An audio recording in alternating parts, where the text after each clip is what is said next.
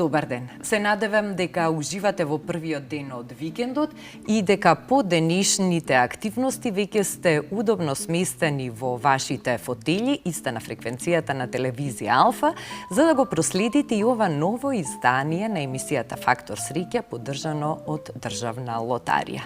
А денес ќе се дружиме со еден наш еминентен уметник. Тој има дипломирано на Факултетот за музичка уметност со највисока оценка.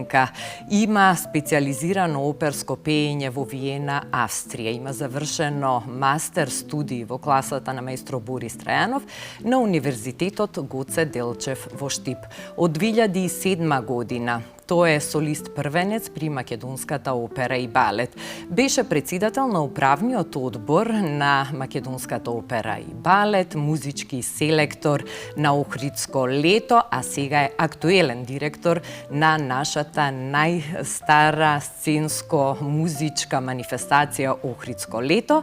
И денеска во Фактор среќа посебно задоволство ми е што ќе му посакам добри дојде на Ѓорги Цуцковски, уметник со интернационална кариера, која опфаќа представување на македонската култура во Кореја, Индонезија, Кина, Јапонија, САД и секаде ширум Европа.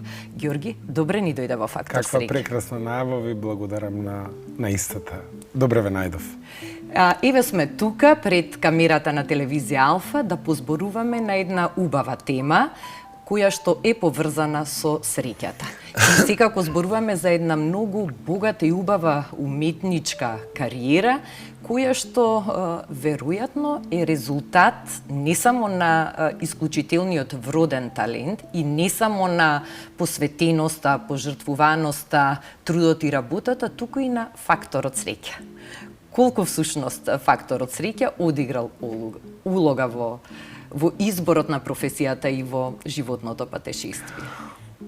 Па, смитам дека еден уметник додека ја развива својата кариера и додека работи на истата, и како што веќе напоменавте и додека работи на нова актуелна позиција, може би и не е свесен за тоа колку факторот среќа има учество во развој на истата. Меѓутоа, сега кога ја правевте најавата за ретроспективно за мојот развој,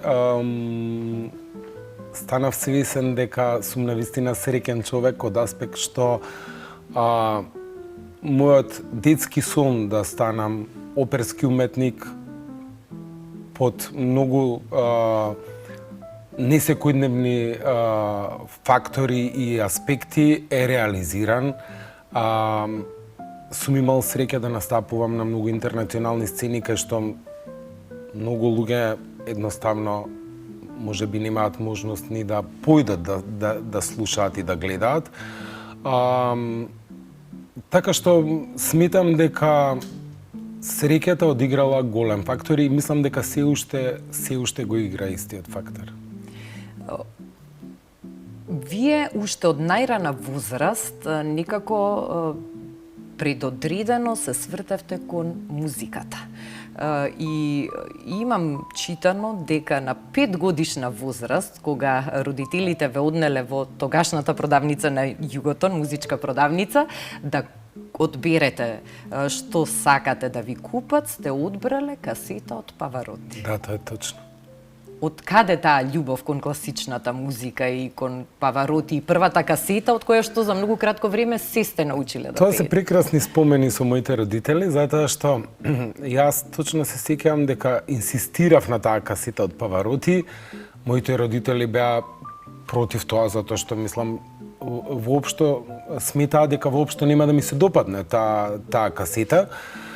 Интуитивно јас инсистирав на таа касета и јас ја добив таа касета и на крајот, после 2-3 недели, веќе почнав да ги пеам сите наполитански песни кои што Павароти ги имаше снимено на таа касета.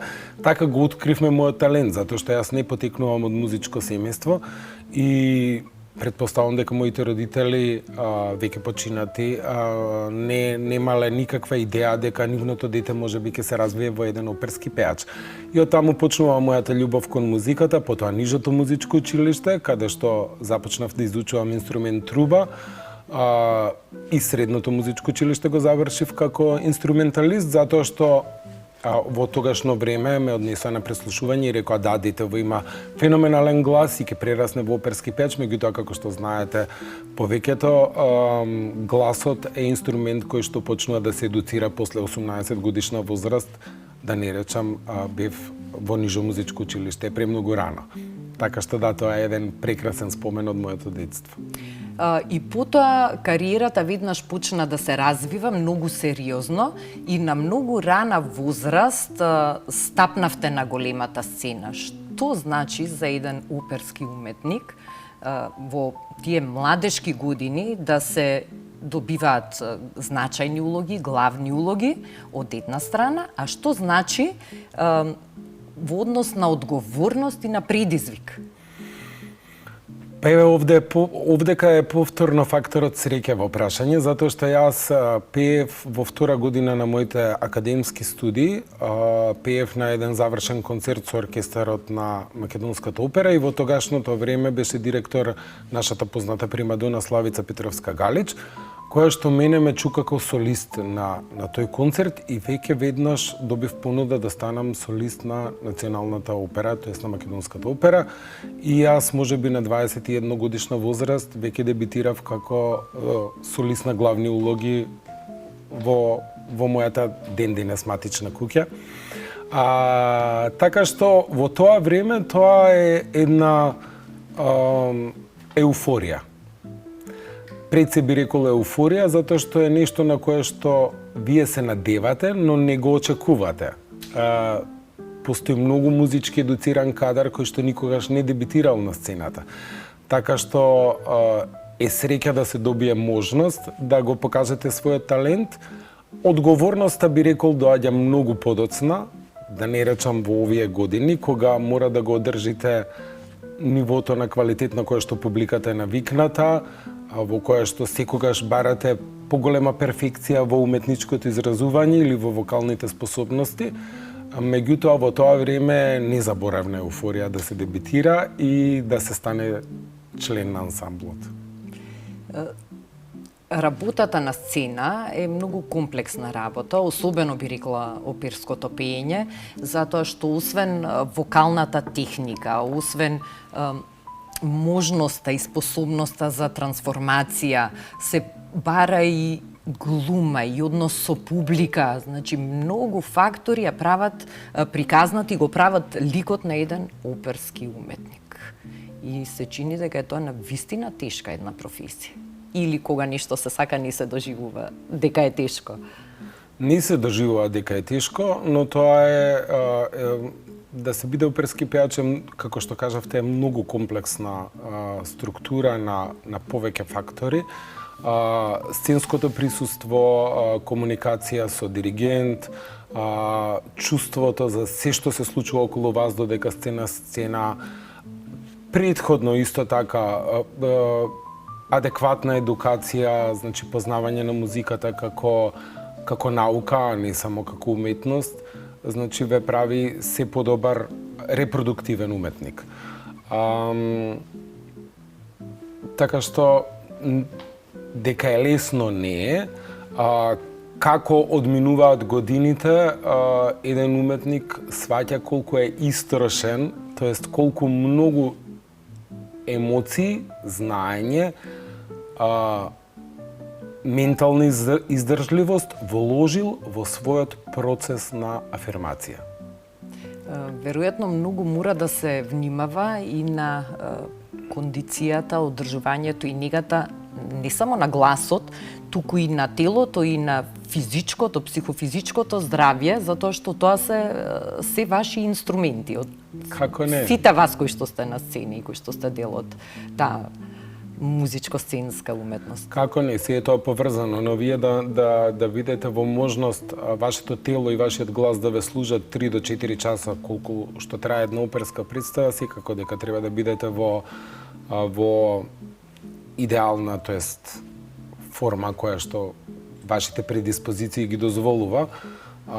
Познато е на многумина од јавноста дека јас во мојата младост, пред 20 и неколку години, ослабев околу 50-60 килограми се заради својата кариера, затоа што уште тогаш бев посоветуван од моите странски агенти дека во денешно време веќе не е во тренд да се биде корпулентен на сцена, така што денес оперските уметници вака изгледаат, значи сосема нормално и режисерите од нас бараат да бидеме адаптибилни, тоест да можеме да ги исполниме нивните остварувања како актери. Значи музиката веќе не се третира како музичка уметност, туку таа е музичко-сценска уметност, како што претходно кажавте, така што ние мораме да бидеме подготвени на се.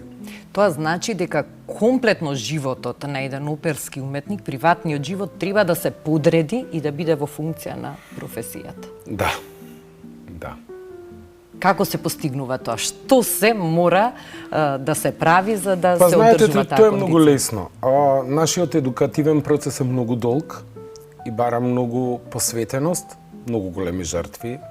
Ние никогаш во нашите студентски денови не можеме да доживееме бурни ноќи со завршување на забавата во утринските часови, затоа што вие знаете дека следниот ден гласот нема да функционира и нема да работи. И тоа останува во текот на животот. Само зависи колку сте спремни да жртвувате од своето секојдневие за сметка на дарот што го имате. Сега доаѓа прашањето, тоест одговорот, се наметнува одговорот на мојата амбиција, а тоа е дека сметам дека кога човек е толку талентиран, мислам нескромно, ако Бог вам ви дарил еден прекрасен глас, е штета и греота да го потрошите на земни задоволства, мислам во смисол ние не сме лишени од социализација, од излегување, од меѓутоа за се има време. Често кажувам и на моите студенти им кажувам дека нашата професија и професијата на најпрофесионалните атлети е иста, затоа што ние секогаш треба да знаеме во колку часот легнуваме, кога се будиме, што јадеме, колку време минуваме во што и слично.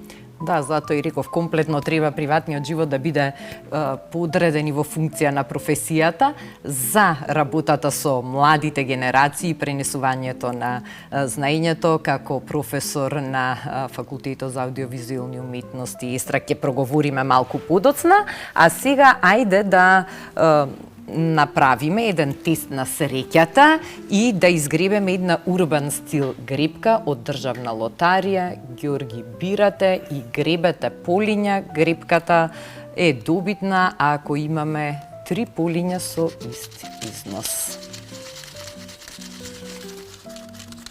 Дали некогаш сте имале среќа во гребење гребки, играње бинго, лото, воопшто некаква игра на среќа? Не. Ајде. Ниту сум имал, ниту сум пробувал. Ајде сега да видиме почетничка среќа дали ќе дали ќе има тука и дали ќе откриеме 3 полиња со некоја конкретна добивка, парична, а една од можните добивки е и електричен скутер. Мислам дека за жал не сум добитник, да. Баш ми е криво што таа гребка е недобитна, Ѓорги, но затоа од нашите пријатели Државна лотарија имам тука едно пакетче со урбан стил гребки, па се надевам дека во некоја од нив можеби се крие поголема и поконкретна добивка. Ви благодарам многу, да. Супер. Сега да преминеме таму каде што само најавивме дека сега ќе продолжиме, а тоа е работата како професор, уште една благородна мисија да се пренесе, но и да се поттикне она љубов кај младите генерации кон уметноста и кон музиката. Колку работата како професор носи тежина, а колку носи радост и задоволство? Па пред се огромна одговорност, затоа што вие работите со нечи внатрешен инструмент и треба секогаш да бидете внимателни тој инструмент да остане витален и студентот да може со истиот да функционира, да работи, да заработува, да го живее својот животен сон. Радост носи огромна. Пред се за мене како карактер контактот со младите луѓе е нешто кое што ме исполнува, затоа што нивната животна енергија е она кое што ми одговара како комуникација. Имам прекрасни студенти, јас предавам и на актерите, така што сум исклучително горд кога моите студенти имаат представи, веќе многу од нив се врвни професионалци, постојано ми се јавуваат, постојано ме канат на нивните представи, често одиме на кафе заедно, така што тоа е еден посебен однос и јас ден денес со моите професори сум во минати професори сум во постојанен однос, затоа што нашата работа е многу интимна, многу блиска. И не е само вокалната техника она што е нашата мисија да ги научиме, туку ги учиме, тоест јас се трудам да ги научам како да бидат подобри луѓе, посрекни луѓе, посветени на својата професија, посветени на љубовта, посветени на човеколюбието, така што посветени на почит кон различностите. Така што има многу работи кои што еден педагог може да ги пренесе низ своите животни искуства, може да ги пренесе на младите генерации и со тоа после во надеж дека истото ќе биде пренесено и понатаму и така ќе имаме едно поубаво и подобро општество за сите. Кажавте дека работите и со актерите кои што го усовршуваат својот музички талент и музички потенцијал. Од друга страна пак, опирските уметници мора да поседуваат еден своевиден актерски потенцијал, затоа што улогите често пати бараат многу трансформација.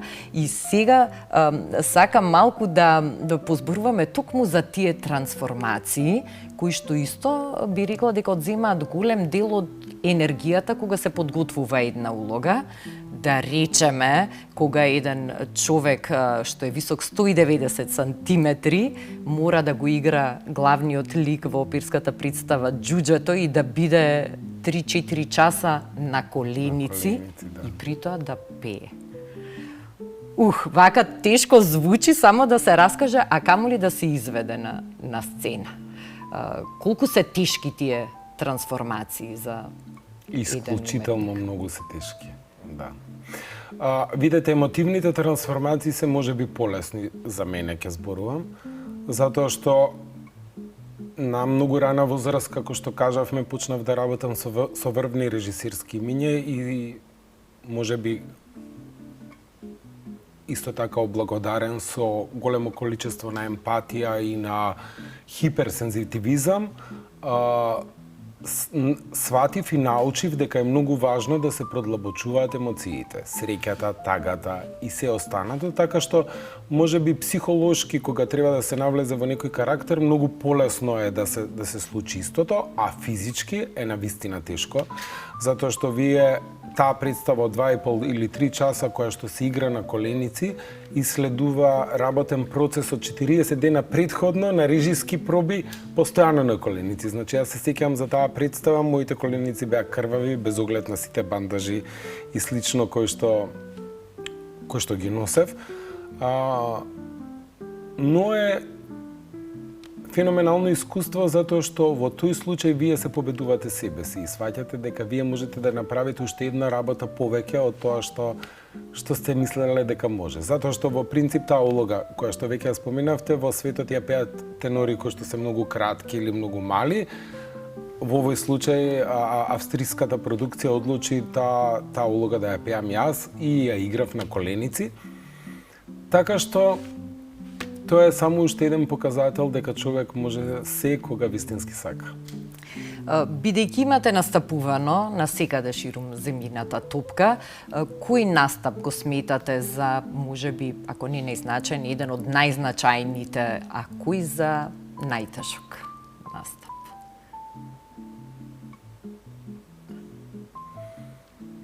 Многу ми е тешко да одговорам на вакви прашања, затоа што никако мојот мозок работи секогаш напред, никогаш назад. Јас сум постојано исполнет со идеи за иднината, постојано сум во некаква креација за иднината и со некои амбиции за иднината. Секогаш ми е тешко да настапувам пред македонската публика, затоа што чувствувам најголема одговорност. Затоа што сметам дека во мојата матична куќа треба да бидам најдобар и дека треба да бидам едноставно еднаков или подобар од оние гости кои што доаѓаат од други држави. За позитивни искуства, тешки, но позитивни, мислам, мојот солистички рецитал со Шангајска филхармонија, концертите во Москва, во престижни сали, концертот во Музикферайн во Виена. Мислам, имам многу настани на кои што сум горд, за кои што добив и 13 ноемвритска награда и слично. Тоа се институции кои што се од највисок уметнички ранг во светот. Меѓутоа, сепак, кога настапувам во Скопје, чувството ми е посебно.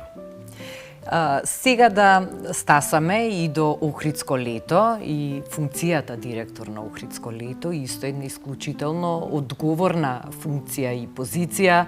Охридско лето одбележа 65 години успешна традиција и е нашата најпрестижна културна манифестација, позната на вистина во светски рамки, не само кај нас, и нуди можност да слушаме и да гледаме на охридската сцена врвни светски уметници. Како се носите со овој предизвик и што е она што за годинава Охридско лето може да го најави? Пред се, кога бев назначен за директор на оваа престижна институција, за мене представуваше голем стрес, затоа што знаев дека нема да се соочам само со креирање на програмата, која што за мене како човек од уметничкиот свет и контакти ширум светот не е никаков проблем. Знаев дека ќе треба да се соочам со менаџирање, со правно-економски работи, со спонзорски средства и слично. И еве, после година и половина, можам да ви кажам дека статистиката вели дека минатата година за 65-тото издание сме имале рекордна продажба на билети, рекордна посетеност на фестивалот и рекордни спонзорски средства од страна на македонските компании, тоест интернационални и македонски компании, што е, мислам, за мене како директор огромно значење. Работата во Охрид е безпрекорно убава. Имам еден тим од 23 посветени охриѓани и вработени во националната установа, кои што живеат за тие 40 дена фестивал. Живеам и јас сега овие 2 години за тие 40 дена фестивал, затоа што тоа е фестивал кој што се подготвува целата година и кој што е исклучително тежок за работа, затоа што ние и минатата година и 65 години порано и оваа година го носиме кремот на светската класична музика, кремот на драмските представи од регионот.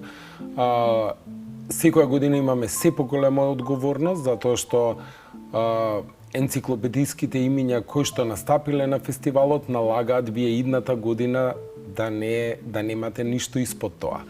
Така што, мислам, светот е полн со прекрасни уметници и оваа година сме подготвени. Пресконференцијата е закажана за 23 април. Ветуваме спектакуларна програма. Оваа година ќе имаме рекорден број на изведувачи.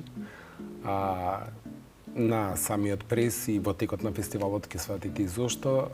Така што секогаш има некој новитет. Мислам, јас како директор внимавам да имаме детска представа, да имаме джез вечери, се што влегува во статутот на фестивалот. Вие добро знаете дека нашиот фестивал не смее да се бави со естрада и ние сме покровителни председателот на државата и Министерството за култура. И јас сметам дека ние мораме да ги негуваме трајните вредности. И многу ми е драго, ова посебно ми е драго, што покажавме минатата година дека класичната музика не е мртва. Дека може да продава билети и дека 80% од странците кои што купуваа билети доаѓаа затоа што ние понудивме високо квалитативна уметничка програма. Не се сомневам дека и ова лето не очекува уште едно извонредно фестивалско издание. И Ѓорги, сосема за крај, како ја дефинирате среќата? Што е за вас среќа, надвор од сцената и надвор од професионалните ангажмани? Ако морам да бидам искрен, за мене среќата е многу краток блесок низ животот. Мислам, општо е познато дека тагата е поинтензивна емоција и дека трае подолго. И ние уметниците сме склони на истражување на тагата. Јас сум и како предиспозиција меланхоличен. Меѓутоа,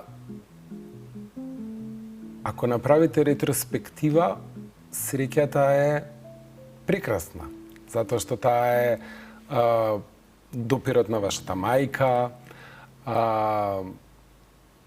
убав ден со пријателите, пливање во прекрасно Тиркизно море, или во убавото Охридско езеро. Или во убавото Охридско езеро. Да, секој ден одам на шеталиштето и ги гледам лебедите и птиците на самиот кеј, тоа е момент на среќа.